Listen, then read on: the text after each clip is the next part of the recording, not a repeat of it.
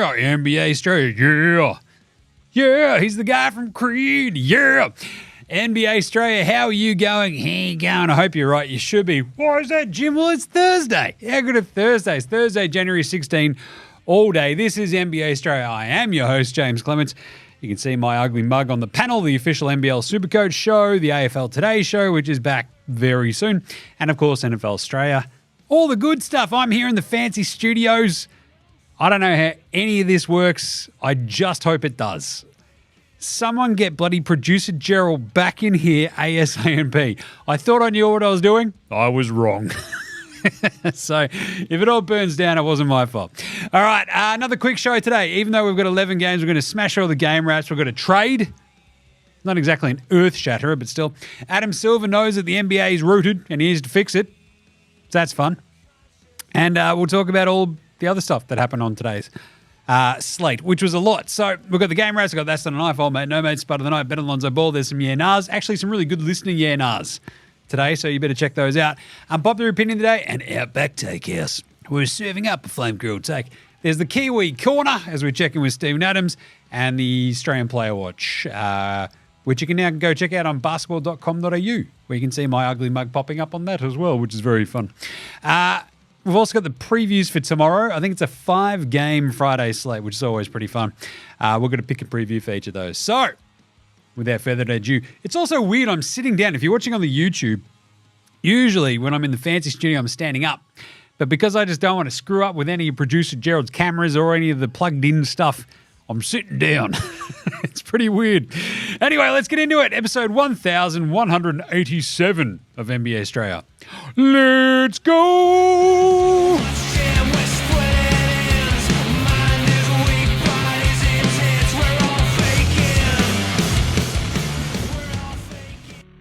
This is Josh Giddey. G'day, this is Andrew Gaze. This is Jack White. This is Joe Ingles. This is Dyson Daniels. This is Chris Anstey. This is Matthew Delvedova. This is Shane Hill. Hi, this is Ryan Brockhoff. This is Miss Creek. This is Mick Kay. You're listening to NBA Australia. And you're listening to NBA Australia. And you're listening to NBA Straya. And you're listening to NBA Straya. You're listening to NBA Straya. And you're listening to NBA Straya. You're listening to NBA Australia. And you're listening to NBA Straya.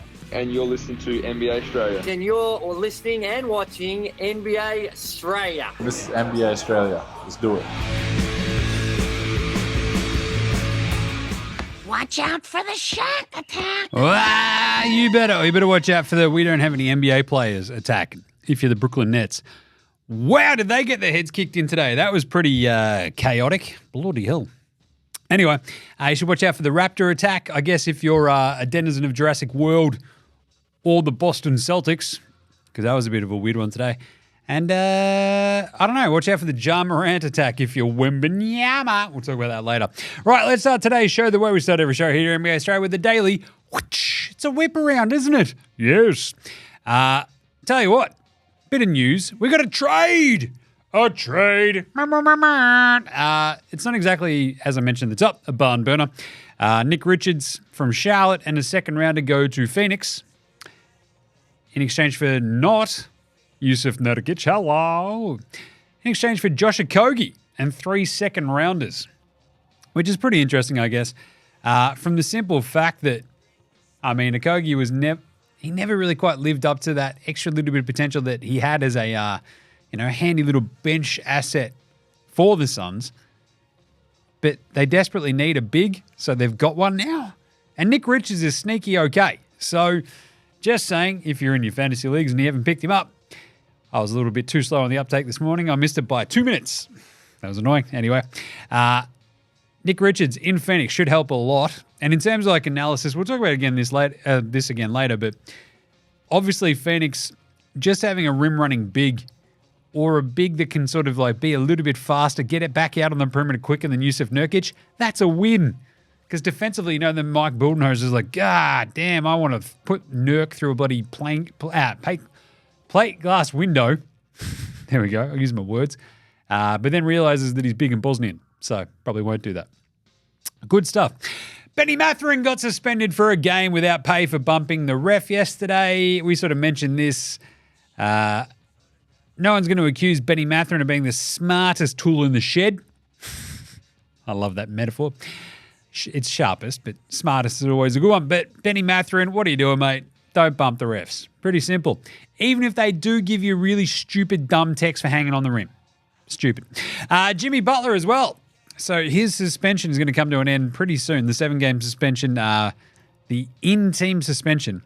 The Heat are apparently considering changing the designation of his suspension to failure to provide services, which would double the fines that he gets from the team. Yeah, I don't know if that bridge is going to get mended anytime soon. What do you think? That's Pat Riley just throwing his schlong on the table. Thunk. I love that people are like, nah, he puts his rings on the table. Yeah. Does he put him on his penis first?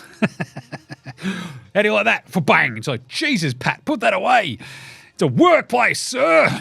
Anyway, Jimmy Butler and the Heat. That is a rough one. Isaiah Hartenstein, he's injured, which sucks. He sort of just came back, was getting into a nice groove with OKC. The Thunder came out and said that he sustained a left soleus strain. So I believe it's some sort of, is that some sort of calf? Soleus muscle. Where is that? Yeah, there you go. Hey, nailed it. It's kind of in your calf or hammy. Ooh, it's kind of, oh no, there it is. It's a calf. Yeah, interesting. Nailed it. They call him Dr. Jim. Not a medical doctor. Anyway, he's going to be reevaluated in 1 week. This sucks because, look, I mean, OKC are fine. They'll be fine without Isaiah Hartenstein, and they're fine without Chet. It's also like, it just sucks. You just want them playing at full strength. That's all I want to see. Anyway, and the last little bit of news, there wasn't a giant amount on today, but apart from this, like Adam Silver's gone on a couple of press junkets. He's trying to fix the 3-point problem. He's like, yes, we're looking at it. We're going to maybe try to fix it. And he's also talking about he's happy with parity. I don't think it's an accident. We've had 6 different teams over the last 6 years that have won championships. We have more competitive teams than any time in league history, says Adam Silver. That's good. But by the same token, we've got more competitive teams than any time in league history.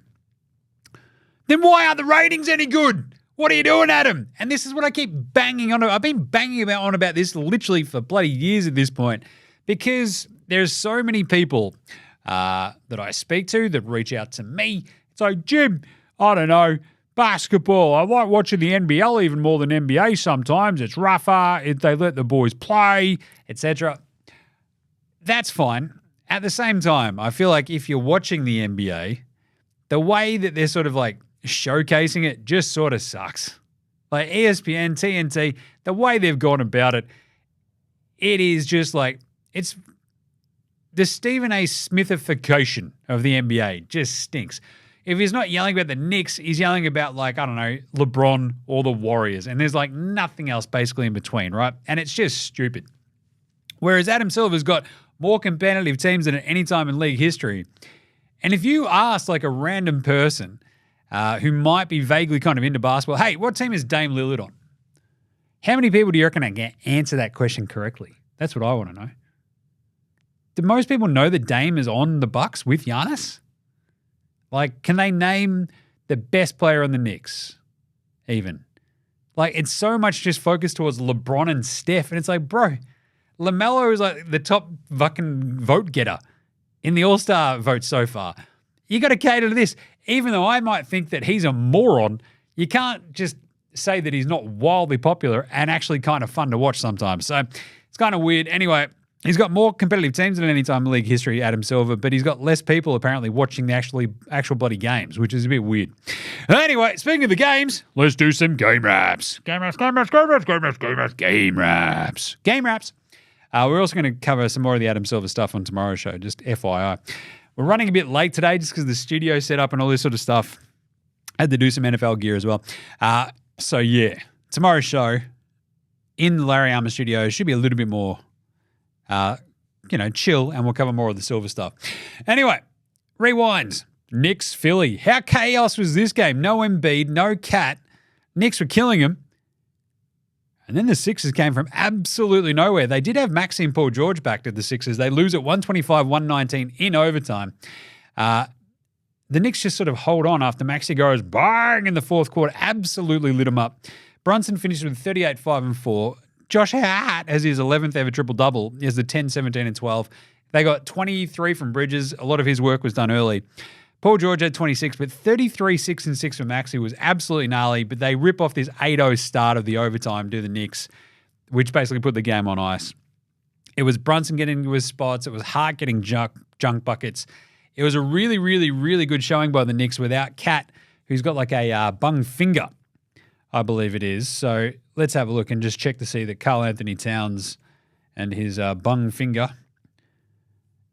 bone chip in his thumb. Yeah, that's not good. It's not great. So hopefully he's back soon, but geez, he smacked it on the backboard. But still, without Embiid on one side, the Sixers are just like, God damn it, we came so close. This was at home. Yabu couldn't do quite enough. I thought he'd dominate too, but he didn't. Anyway, Philly dropped to 15-24. The New York Knickerbockers of New York City, 27-15. Then we had Boston-Toronto. What a game this was. Called it. The Raptors, I didn't call them beating them, but as 13.5-point underdogs, the Raptors beat the reigning champion Boston Celtics by 13. What the hell was that? What the hell was that? They went 16-46 from downtown, did your Boston Celtics, right? And, I mean, that's not great as far as these things go. They had the extreme zinger, but they had like all their dudes as well, which is the weird part. They had, their initial sort of starting lineup, Tatum, Brown, Derek White, Jrue Holiday, the extreme zinger meal. And it sort of has felt like ever since the zinger came back, the Celtics are kind of like, how do we make all this work properly? And it didn't quite work today. Despite, 16-46 is a tick under 35% shooting from downtown. They shot under 40% as a team overall. And when you're only taking 91 shots and 46 of them, that's more than half of 91. I'm a math magician. You're only going at a 35% clip. That's gonna get you. It's gonna get you. And the Raptors, they let the Raptors shoot over 50%. They had RJ Barrett crushing it with 22, 10 and 8. They got 18 and 9 assists for Scoob. Whereas for Tatum and Brown, look, I think it's probably bad for your two best superstars to go 9 of 31 against the fifth worst defense in the NBA, right? Right? Probably. Yes. Against noted awesome defenders like Grady Dick, RJ Barrett. Davion Mitchell's obviously a terror, but god damn. Teenage Mutant, Jakob Poeltl, and Scotty Barnes dominating. Anyway, good stuff. The Raptors are now 10-31. With two big scalps against the Warriors and the Celtics the last couple of days. And Boston dropped to 28-12. They've lost 3 of their last 5, and they can't win more than sort of 3 in a row, it seems like. And they haven't done so for, since they lost to the Cavs way back when they were 16-4. And it's sort of all just gone a little bit wobbly since then. They just can't quite get it all together. Why is that? I don't know. I think it's probably just a little bit of boredom. It's also a little bit of trying to figure out how the best way to use Porzingis would be next to Tatum, next to Brown, next to White, next to Jrue. You got all these ins and outs. Now they're back and they're actually playing, and it didn't work. It was weird. Anyway, speaking of which, Atlanta, they beat Chicago 110-94. What the hell was that? What the hell was that? When I say what the hell was that, I mean that in the nicest possible way because bloody hell, Chicago. That's embarrassing. What an embarrassing loss. Atlanta started Dyson Daniels and Clint Capella. That's okay. They also started David Roddy, Keaton Wallace, and Vit Krejci. That's right. They had no one else. Bogdan and Onyeka Okongwu came off the bench. They didn't have Larry Nance. They didn't have Risa Shea. They didn't have Trae Young. He sat this one out with a busted rib. They didn't have Jalen Johnson. They didn't have DeAndre Hannah. And they smacked Chicago around, who were basically starting and playing most of their dudes. They had Gids, Levine, and White. They didn't have Lonzo because he played yesterday, but Jesus. Absolutely embarrassing gear from the Bulls. The Bulls got, 15 off 7 of 13 shooting for Levine. Vooch had 14 and 16, but it came on 14 shots. Kobe White goes 5 of 14 for 16 points. And they let the Hawks just run roughshod. Keaton Wallace tore him up. He's going to pop up again later. He had 27, 6, and 6. And if you're like, hey, Jim, who the fuck is Keaton Wallace? And I'd be like, well, that's a really good question. Because he's a rookie and he kicked their goddamn ass. He's also a 25-year-old rookie, which I always love. But still, the bloke has barely played this season. And that was easily his best game. He tore up the Bulls. What an absolute horror show they are.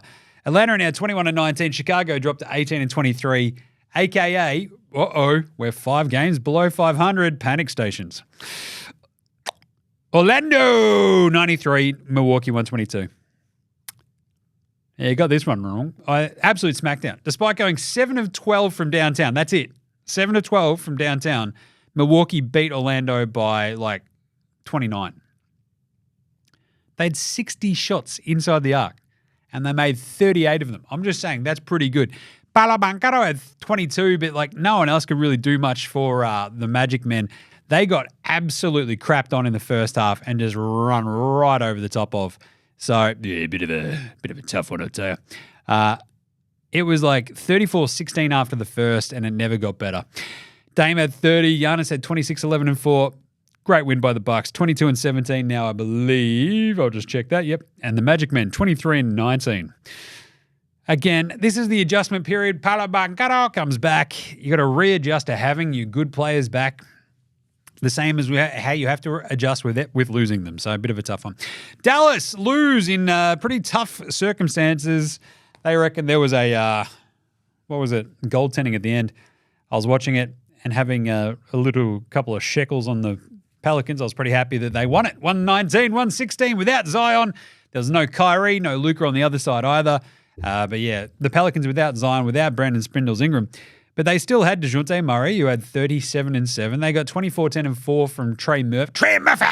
Yeah, Dan Gaffer go absolutely hammering tongs against this Pelicans team that don't have no bigs apart from Eve Missy. Gafford had 27 and 12. Hardy had 21. Then he got benched because he was playing too much one-on-one. 14 and 14 for PJ Hamilton Washington. But it's one of those games where you're like, oh, right. So Spencer Dinwiddie's still shit, huh? 6 of 17. 6 of 17 for his 20 points. Klay Thompson nearly got them the win at the end. He had 12 points on 12 shots, but not enough. Dallas now dropped to 22 and 19. Bit of a tough one for them. 10 and 32 for the Pelicans, who are a little bit of life now. Now they've got CJ, DeJounte back, Trey Murphy playing awesomely, BT Dubs. Jordan Hawkins was pretty good today as well. He had 12. Good win for them. Memphis. Oh boy, bang. Huge second half for them. They beat the Spurs 129-115. They needed the huge second half because the Spurs were winning this game. They had a massive third quarter, get the lead back, eke it out in the fourth. They had 8 first half blocks from Wemby, did the Spurs, and he couldn't get another one. He had 13, 12, and 8 to finish the game. Shot 5 of 19, did the big Frenchman. And actually, Stephon Castle was fan-bloody-tastic in this one. He had 26. He was dunking everywhere. He looked unreal. But 21 and 12 for Ja, 21 for Desmond Bain, 20 and 12 for Santi Adama, 19 I think it was for Triple J. Good win. Good professional win from the Grizzlies. They're now 26 and 15, cruising. San Antonio dropped below 500 again, 19 and 20. 19, 20, 20, 19, 20. Oh, you've got back to the greats, have you, Jim? Yes. Told ya, Houston, 128. Denver, 108. No Jokic. And the Rockets kicked their ass. They had 14 steals, the Rockets, in this game. Jalen Green goes off again, 34 and 5. Do you think Jalen Green is like just in the second half of every year, he's like, hang on, I'm awesome. What am I doing? He had 34 and 5. He was unreal today. 10 of 16, 6 of 10 from downtown, 22 for Jamal Murray and Christian Braun. 8 points for Michael Porter Jr. What a spud.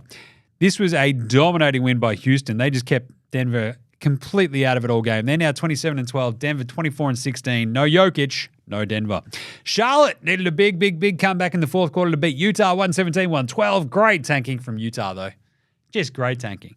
Keontae George came back, 26 and 6 for him, 5 and 13 from downtown, but 27, 6 and 9 for LaMelo. Mark Williams dominated the Utah bigs. He had 31 and 13. They got 25 and 10 from Miles Bridges. They got 11 total points from the bench to the Hornets. That's not good. They're now 9 and 28. Utah dropped to 10 and 29. That's good tanking. And then the final couple of games today, we had Golden State, Minnesota, which was just, the Wolves, I was almost speechless then. They got Don DiVincenzo ripping off 28. You had this like awesome, half decent sort of from three Ant-Man shooting night, 4 of 9, which is sort of like his vibe now, right? He's like pretty good 3-point shooter. He just can't finish anything inside, right? He went, well, unless it's like a chick and he's not wearing a condom, but still. Jesus. 28 points, 8 rebounds, 2 assists. He shot 7 of 19, 4 of 9 from downtown. So he went 3 of 10 inside the arc. He's breaking your heart. 17 and 6 for Julius Randle. Meanwhile, for the Warriors, they had Andrew Wiggins just go, hang on a second, I hate the Wolves. Remember them? We used to play for them. I hate them so bloody much. He had 24 and 5. They got 31 and 8 from Steph. He was unreal. 7 and 12 from downtown, including the backbreaking one late. Then he should have German Rondo. He fouled out, but they shot 50% from 3, 18 to 36 from downtown, and they only just eked out this win, 116-115 over this Wolves team that just is absolutely abysmal at times. And this is one of those abysmal games where you're like, dudes, how can you stop doing this? They dominate from the get-go to the Warriors. It was 34-12 in Minnesota after the first quarter. You're a goddamn joke, Wolves. What are you doing? Anyway, Minnesota dropped to 21-19. They could have used this as a really good, sort of jumping off point to win this game, put another loss on the Warriors, basically get up to level pegging with Dallas. Fucked it. Warriors back up to 500, 20 and 20. This is without Draymond again. Buddy Hield goes 6 of 11, 18, but it's a good win for them. Miami and the Lakers played a pretty entertaining game. The Heat just could not maintain it down the stretch, and the Lakers sort of did the reverse of their game the other day where they went ham in the fourth quarter this time and actually ran over the top and 34-23 in the last quarter. They basically took the lead in the third and then sort of just kept them at arm's length down the stretch. It was very impressive. Like Bam had 10 points. That was nothing. There's a dude who's just like, I don't have Jimmy Butler. Am I good? I don't know. Tyler, there goes my hero. He had 34, 4 and 3. Shot 7 and 12 from downtown. You got 12 from Jovic. You got 11 from Jaime Jaquez. Remember when Terry Rozier used to be good? It's a long time ago now. Anyway, it was a bit of a rough one for the Heat. They shot over 53% and lost because they didn't play defense and they let the Lakers shoot 52% as well. Only 6 turnovers to 19. 19! Brutal. LeBron James had 22, 5 and 9, 22, 11, 4 for AD, 23 for Rui Hachimura. 16 for Max Christie. Hit a big 3 to basically help them keep and build that lead. Austin Reeves was good. 14 assists with 14 points. And 14 for Gabe Vincent. He really helped turn that around as well. That's a good win for the Lakers. They needed to get that one. They're 21 and 17 now. Miami dropped to 20 and 19. And finally, Brooklyn got their absolute heads kicked in by the Clippers. They didn't play anybody. That was kind of the big problem for them. And 126-67. You're taking the piss. Like, they started Zaire Williams, Noah Clowney, Nick Claxton, Tyrese Martin, and Keon Johnson. And, scored 67 total points. The Clippers killed them. This was 21-21 after the first quarter. Now, I'm no math magician, but down the rest of the way, that's 105 to 46. God. Paul went out for the Brooklyn Nets. How did they win yesterday against Portland? You idiots. No Cam Johnson, no D'Lo, just an absolutely hilariously abysmal showing. The largest margin in LA Clippers history, which is pretty crazy. Kawhi had 23, Harden had 21. 126-67 is just, that's amazing. That's the worst loss in Nets history as well. They got up by 64. That's just absurd. Anyway, good job. Kawhi got up to 24 minutes and away they go. Clippers are now 22 and 17. Nets, shut it down, boys. But this is going to be a lot more of the Nets lineups going forward, just saying. 14 and 27. All right, let's do an NBA Straya Pro performance of the night. That's not a knife.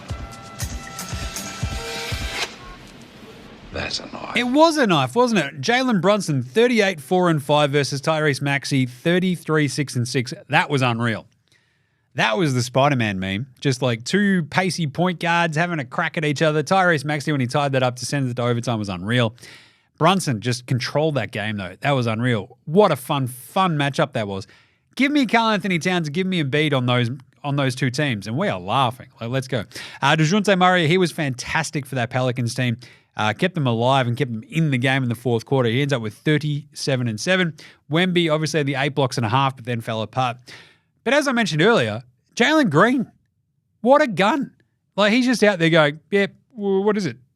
Halfway through the season, sick. I'm going to turn it on now. 34 and 5, 10 of 16 from the floor, 6 of 10 from downtown. He is crushing it after his equal career high the other day. Honorable mention obviously goes to Steph Curry for him and going absolutely ham. And I'll tell you what, otherwise, like, it's a bit bereft, wasn't it? Like, RJ Barrett was really good. But yes, we got some pretty handy Spud. So let's go to the Spud of the night. Spud, Spud, Spud, Spud, Spud, Spud, Spud, Spud, Spud, Spud, Spud, Spud, it is Spud of the night. Well, Spud of the night is just the entire Brooklyn Nets organization. 67 points in 2024 is just embarrassing. What are you doing? Shut down that franchise. Mr. Garrison Matthews, he went 0 of 7 today. You got 0 of 5 from Nick Smith Jr. We got 1 of 10 from Bogdan Bogdanovic. You got 2 of 11 from David Roddy. 3 of 16 from Tyrese Martin on that Nets team. A couple of 2 of 9s from Derek White and Keon Johnson. What else? We had a couple of other big ones. We had a couple of 1 of 7s too. There was Jalen Wells, Nick Claxton.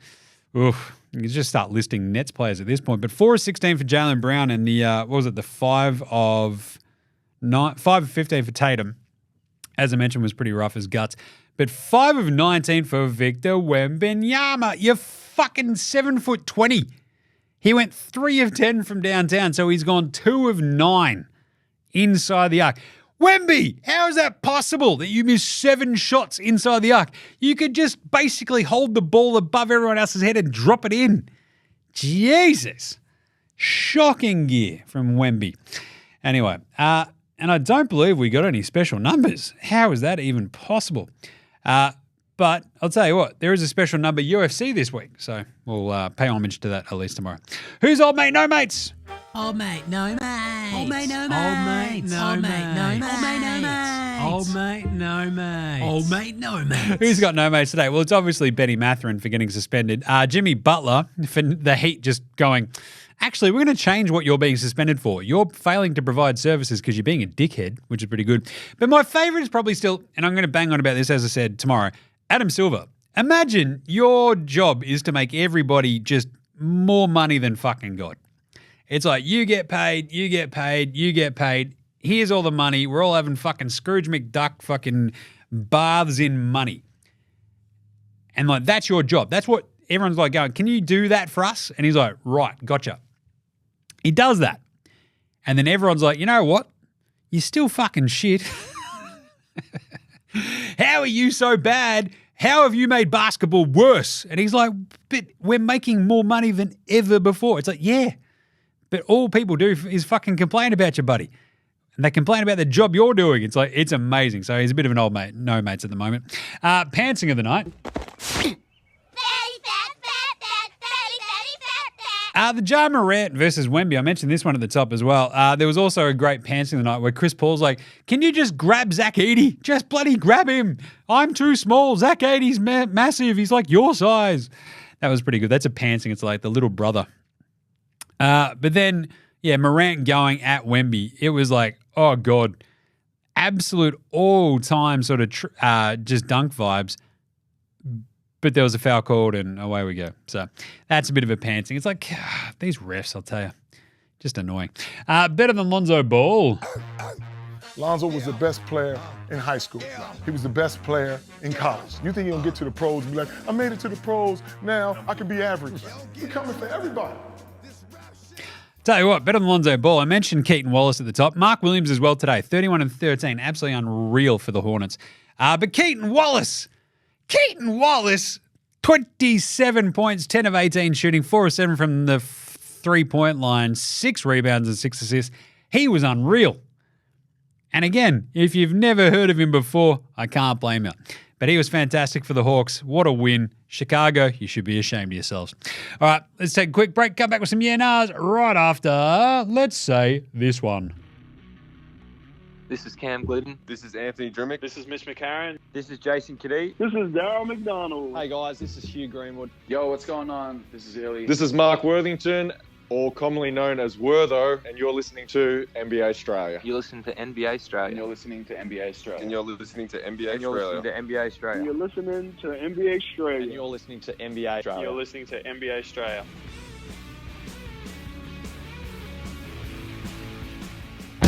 All right, let's do some yeah-nahs. We've got some really good listener ones here today.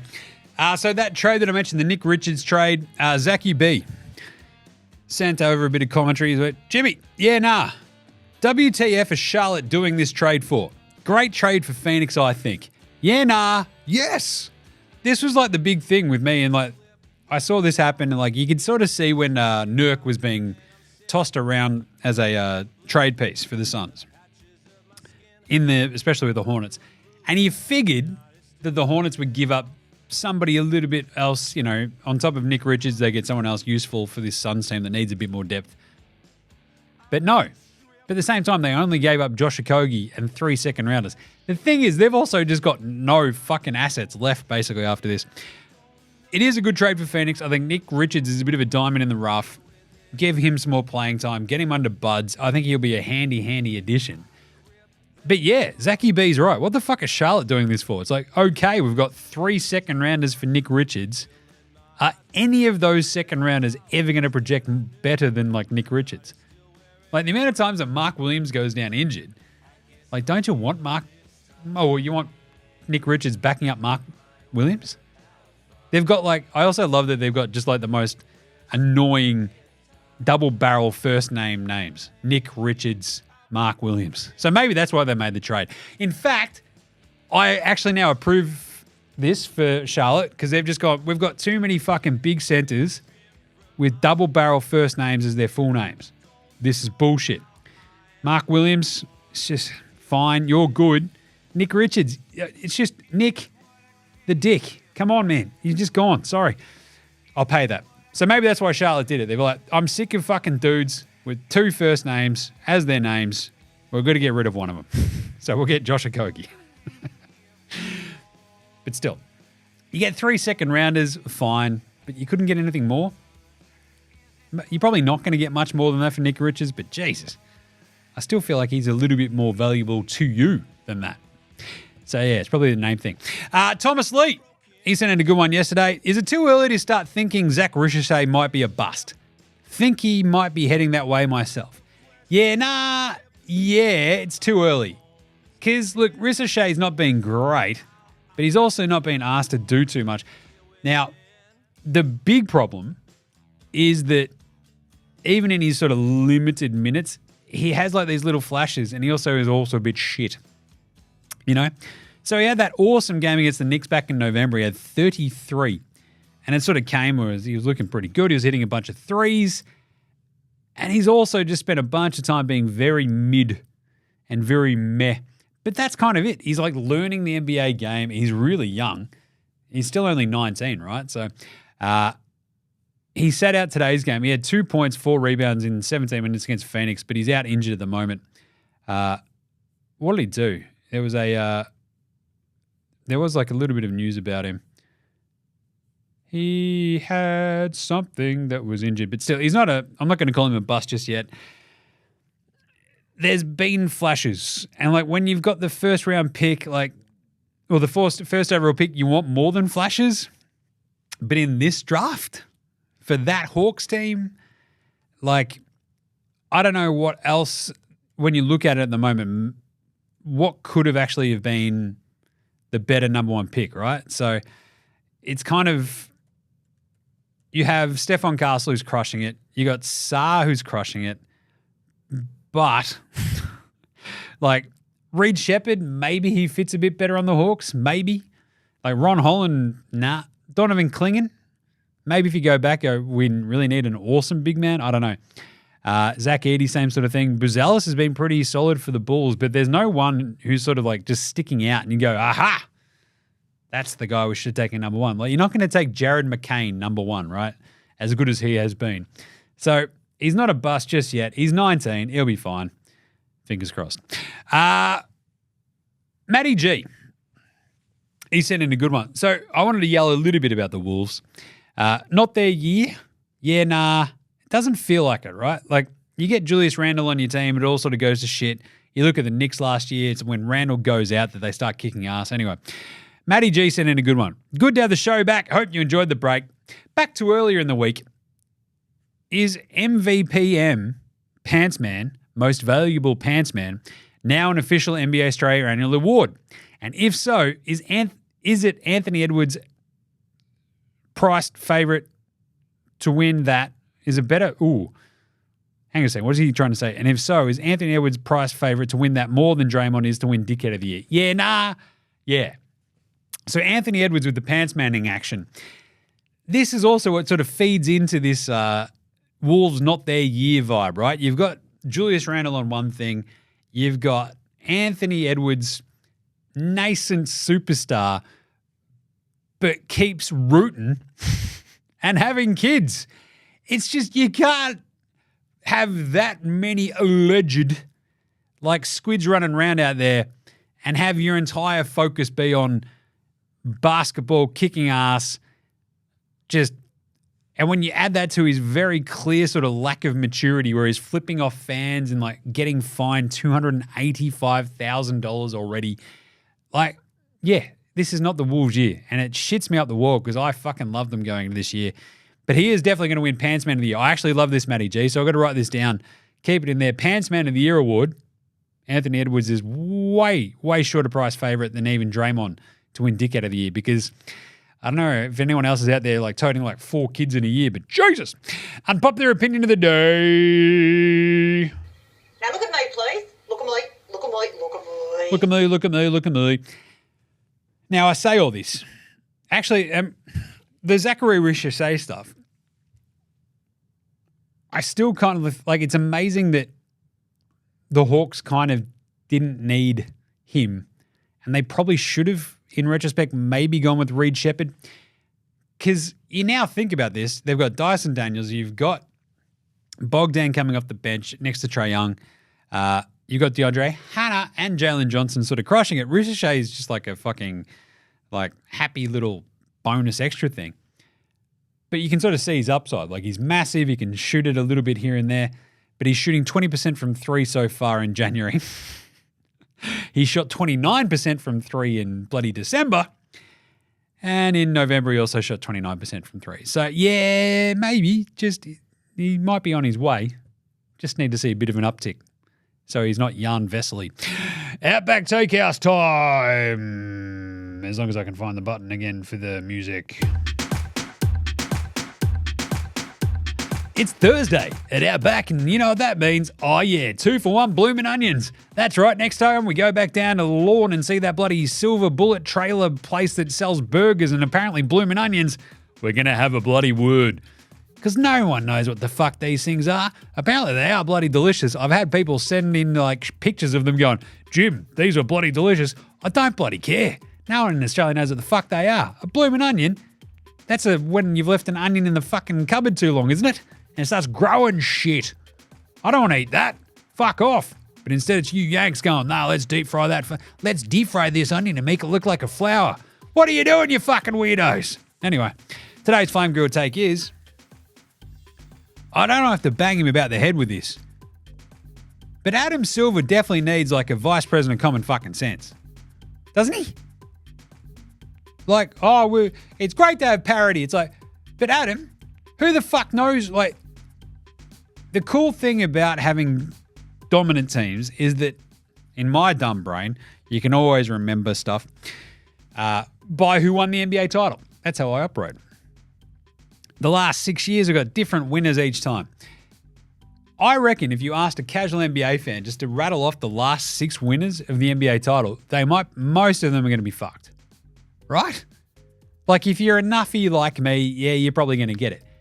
But even so, you'd be like, oh yeah, 2021, Milwaukee. 22. The Warriors, and away you go. He needs like just the vice president of common fucking sense, aka me, Jim. As I said, low six-figure fucking salary. We're laughing at him. I'm all yours. But seriously, it's not exactly a fucking flaming hot take, I think, to just... I think every major sporting code needs a dickhead like me. It's like resident dickhead. Like resident dickhead fan. You need one of them with the ear of like all the higher ups. Like they have to sit in all the meetings and shit like that. They've got to jump on all the fucking Zoom calls. And they like everything has to sort of run through them as well as Adam Silver. Right?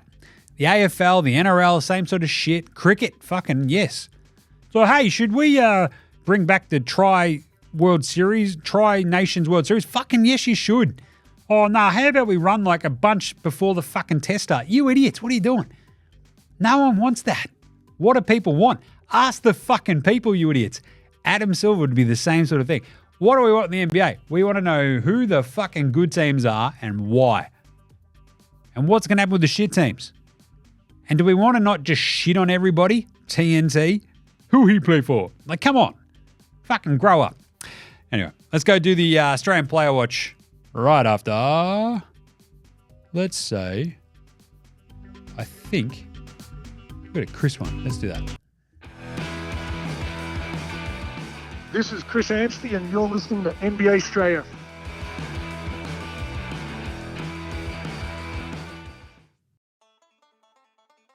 All right, now it's time for the NBA Straya Australian Player Watch, aka the Aussie Player Watch. It is Thursday, January 16. We actually had a couple of the Aussies in action today against each other. Always a good one. We also copped a lot of did not play coaches' decisions. Let's start there. Box Hill Benny, Ben Simmons, did not play against the LA Clippers in that absolutely mammoth beatdown. Of course, this comes a day after he played. So not going to play on back-to-backs at the moment is Ben Simmons, dealing with his lower back injury management. We also got a did not play coach's decision for Jingling Joe Ingles in the 116-115 loss for the Wolves to the Warriors. That was a tough one. And Rock'em Sock'em Block'em Jock'em Landale, the big man, in the 128-108 win over the Denver Nuggets. Another did not play coach's decision because you got the big Kiwi out there, Steven Adams Brew. He was crushing it. The Aussies that we did have playing against each other, however, we had Paddy Mills, Paddy Thrills, in the 112-117 loss to Charlotte for his Utah Jazz. It's a soft J. Paddy still came out and crushed it. 13 minutes off the bench for our man Paddy. He had 11 points. He shot 4 of 5 from the floor, 3 of 4 of which were from downtown. He also had an assist, and his hair looked amazing. On the other side of the ledger there was our man Josh Greeny Green, of course. Charlotte get the win. He played 22 minutes. He went 1 of 2 from the floor, both of which were from threes.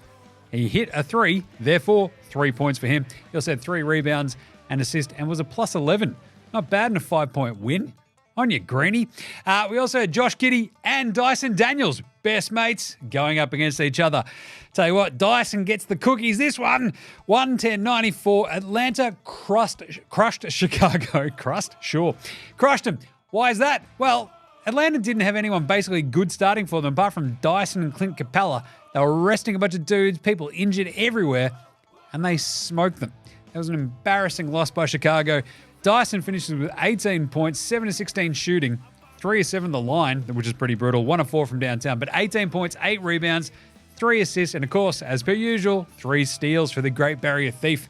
He also had a block in there too, as well as 2 turnovers in 34 minutes, whereas Josh Giddey, giddy up, bit of a rough one for him, 7 points and 3 of 8 shooting, 1 of 2 from downtown.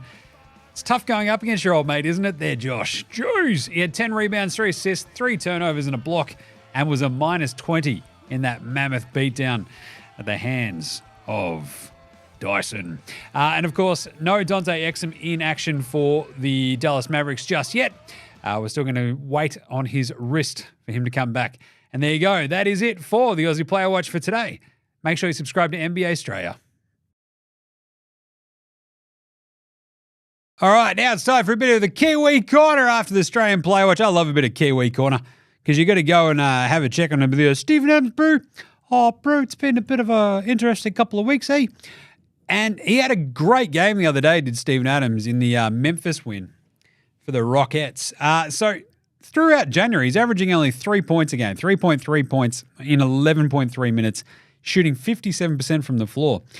He's averaging 6.5 rebounds, though, in those 11 minutes. That's not bloody bad, I'll tell you that much. And in that game against Memphis, he had 2 points, 7 rebounds, but he had one of the most glorious assists that basically won them the game. He also had a block. And in the game against Denver today, he had 2 points, 3 rebounds, 1 assist, and another block. So he is nothing if not consistent. Against Memphis last Friday, though, in that game, he had 0 points, 9 rebounds. Crushing it. It's bloody good. So for the season, he's averaging a tick under 3 points a game, just under 5 rebounds, but shooting 60% from the floor. But I think that'll go up a little bit over the next little stretch for the big Kiwi as we sort of see more and more of the Rockets sort of showcase big Steven Adams, especially with like Jabari Smith Jr. out for the minute. They've got LP Şengün. They've got Steven Adams. It was why it was weird to not see Jock Landale out there today. But anyway, you'll probably see more Steven Adams as they sort of work him back into a proper form. And he's doing pretty bloody well at the moment. He's been back for a fair whack of time. So it's good to see that happen. All right. Good stuff there. How about a bit of Paddy Mills Game Day Ball or Game Day? Jim, is this where you get your phone out and try to figure it out? Yeah. Let's have a look. See what Paddy's been up to. Good to see him playing today as well. Nothing on the old bloody blower there. What else we got? Let's see if we've got somebody else then we can have a look at. What about, where's Jock? Jock Landale. Here we go. Oh, there's a nice one. I haven't actually looked at this one. 2024. It's just like a bit of a wrap-up of his year. Him and the missus getting married. That's pretty good. And there's him walking in front of some fancy cars. Don't mind that from Jock. All right, let's do some game previews for Friday. Game previews. Thanks, Inadvertent Bane. Not a problem, Jim. How's it all going? Well, as long as this is actually taped. Good, I guess. I'll tell you what. You don't know what you got till... So producer Gerald usually sets me up and then pisses off sometimes when he's not actually here producing it. But he's been gone for like 3-4 weeks now, and we've had to muddle through ourselves, and it's just a fucking shit show. But either way, I obviously, can set up all my shit in my own studio. But yeah, when you've got the big fancy fucking cameras and in the fancy studio, a bit tougher. Anyway, let's do it. Friday's games. We've got 5. We've got Indy at Detroit, which is pretty interesting because Detroit are actually favourites in this one, and it's not a giant surprise, even though Indy, coming off like, a nice little run there. They did lose to the Cavs by 10, but they beat the Cavs prior to that to snap their big win streak. But they did not have Tyrese Halliburton in the last game. There was like a little bit of groin awareness. I already made the joke about Caitlin Clark. Detroit, though, are really good-ish, where they kind of just keep winning lots of games, where I believe they've won, I think it's 12 of their last 14 or something like that. 1, 2, 3, 4, 5, 6, 7, 8, 9, 10 of their last 12. There you go. That was close. That's awesome. They beat the Knicks the other day. I kind of think Detroit can win this one too, especially at home. So Detroit are 2.5-point favorites against Indy. It's a little bit wobbly. I think if Tyrese Halliburton does play, Indy are probably a pretty good chance. You'd think about them at the plus 2.5, but because there's just that big question mark for the minute, I'm going to take Detroit. That might change in tomorrow's drop-off picks, so watch the video when we do that, but otherwise. Phoenix go to Washington. Oh boy, 11.5-point favorites against the Wizards. You feel like that should be all right. You know that KD is going to ball out in his hometown. We're going to go Phoenix minus 11.5 there. That should be very, very fun. I'm actually really looking forward to seeing just how Phoenix sort of bounce back. Then we have a replay, finally, of the other day's awesome clash between Cleveland and OKC. This time it's in OKC. You might remember this was a huge, huge game because those two teams are kicking the absolute bejesus out of everybody. Cleveland is 34-5. OKC is 33-6. They're the two best teams in the NBA. OKC having just lost Isaiah Hartenstein, though. You know what the Cavs have got? A couple of big dudes. I'm going to go Cleveland again. I didn't really want to, but now without Isaiah Hartenstein, Cleveland could really punish them on the boards, Control the boards, control the game. Cleveland plus 2.5 in OKC. We're going the Cavs. Houston, go to Sacramento. Ooh. The Rockets are good. The Rockets are second in the West. They're 27-12. They go to Sacramento, having just played the Nuggets in altitude, kicked the shit out of them. They beat the Grizzlies the other day. They have won 5 straight games, the Houston Rockets. The Sacramento Kings, with Doug Christie now in charge, they had won 7 on the trot, but then they lose to the Bucks in pretty dispiriting fashion yesterday. They come home. I kind of like Sacramento in this. 3.5-point favorites somehow, which is a bit weird considering the disparity between the two because the Kings are, 20-20. But I think at home, they might be just good enough to get a win over Houston on a back-to-back. Just saying. And then we have Clippers at Portland, and we just saw, look, the Clippers kicked the absolute shizer out of the Nets today. Portland lost to the Nets the night before. Portland is scrappy. Portland will fight. They are at home. I'm going to take Portland plus 6.5. I kind of think if Scoot Henderson's got a little bit of game to him, the Clippers, they didn't have to play most of their dudes too long today. The Clippers are pretty bloody good. I think they win this, but I think Portland cover. What do you reckon? Yeah? Nah? What do you reckon? Let us know. All right. That's it for today. Either way, hopefully this has all worked. Hopefully it's not all wonky. Fingers crossed. We'll be back tomorrow, though, so that'll be fun. Wrap up your Friday for you. Set you up for a big weekend. In the meantime, make sure you're following NBA Straya on Twitter, Facey, IG, TikTok, YouTube, all the good stuff. Get around NFL Straya. That was a fun episode this week, myself and Gaz. Big divisional round of the NFL coming up. Can't wait for that. Sunday morning. Monday morning. Going to be absolutely unreal. 4 big games. Go listen to NFL Straya for all that. As well as all the other shows we've got. The Cricket Today podcast. The boys are crushing the summer of cricket. We've got the AFL Today show coming back very, very, very soon. Hold all tickets. That's out if you like your GGs. Football Today. Off we go. Bang on. Check them all out on your Apple Podcast, your Spotify, YouTube Music, whatever app you use on your Android phone. Rate, review, star, subscribe. Subscribe all your mates, your missus, your mum, your dad, your dog. Don't care. Subscribe, review, star, comment, send us in the NRs. Do what you got to do. That's what it's all about. Big thanks always go to From Oslo for the intro and outro song They Rule. So do House Hats, Joshua De Laurentiis, Fascinated, Goldmines, Ramshackle Army, Iowa Section, Green, and Dozers. They're behind all the tunes you hear throughout this show. So smash them all on Bandcamp, Triple J and Earth, Facey, Apple Music, Spotify. However you listen and follow your bands, do so. NBA Straya supports Australian bands, so should you. All right, that's it for today. Nothing at the end. I've got to piss off out of here. It's already really late. So we will catch you tomorrow, you dickheads. This is NBA Straya saying, look after yourselves, would ya? And little Hosanna!